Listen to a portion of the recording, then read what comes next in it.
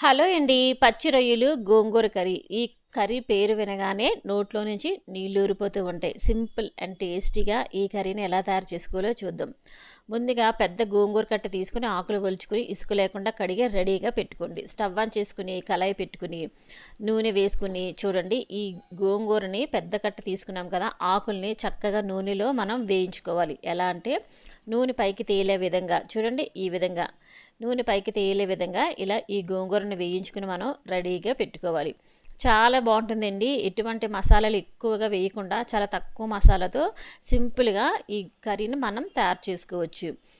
తర్వాత అదే నూనెలోని ఒక పావు కేజీ పచ్చి రొయ్యలు తీసుకుని మనం ఉప్పు, కారం, పసుపు వేసుకుని ఈ రొయ్యల్లో నుంచి వాటర్ బయటకు వచ్చేంత వరకు కూడా మనం వేయించుకోవాలన్నమాట.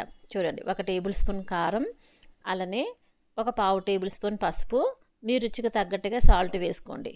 చక్కగా ఈ రొయ్యలకి ఈ ఉప్పు, కారం, పసుపు బాగా పట్టేలా ఈ విధంగా కలుపుకుని ఈ రొయ్యల్లో నుంచి వాటర్ బయటకు వచ్చేంత వరకు కూడా ఈ విధంగా మనం వేయించుకోవాలన్నమాట. చూడండి, ఇలాగా కాసేపటికి మనకి పూర్తిగా వాటర్ అంతా బయటకు వచ్చేసి ఇంకిపోతుంది. అప్పుడు మనం వెంటనే తీసేసుకుని ఒక గిన్నెలో వేసుకోవాలి ఆ రొయ్యల్ని. అదే నూనెలో 1 టేబుల్ స్పూన్ జీలకర్ర, అలానే కట్ చేసుకున్నటువంటి పచ్చిమిర్చి ఒక 4, ఒక ఉల్లిపాయ తీసుకుని చిన్న ముక్కలుగా కట్ చేసుకుని వేసుకోవాలి.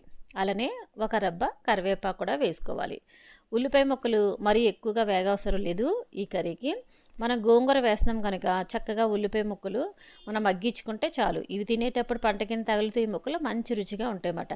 ఇలా ఉల్లిపాయ ముక్కలు మగ్గాక ఒక 1/2 టేబుల్ స్పూన్ అల్లం వెల్లుల్లి పేస్ట్ వేసుకుని పచ్చిదనం పోయేంత వరకు కూడా మంచిగా వేయించుకోండి. ఈ విధంగా ఇలా బాగా వేగిన తర్వాత మీరు ముందుగా వేయించి పెట్టుకున్నటువంటి ఆ రొయ్యలన్నీ కూడా వేసేసుకుని మీ రుచికి తగ్గట్టుగా కారం వేసుకోండి.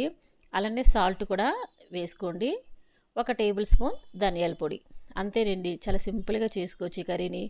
ఇలా 3 వేసుకున్న తర్వాత ఈ రొయ్యలకి మనం వేసుకున్నటువంటి ధనియాల పొడి, కారం, అలానే సాల్ట్ కూడా పట్టేలా ఈ విధంగా కలుపుకొని వేయించుకోండి. చూడండి, ఈ విధంగా కొద్దిసేపు ఇలా వేగనివ్వండి. అప్పుడు బాగుంటుంది కర్రీ అన్నది.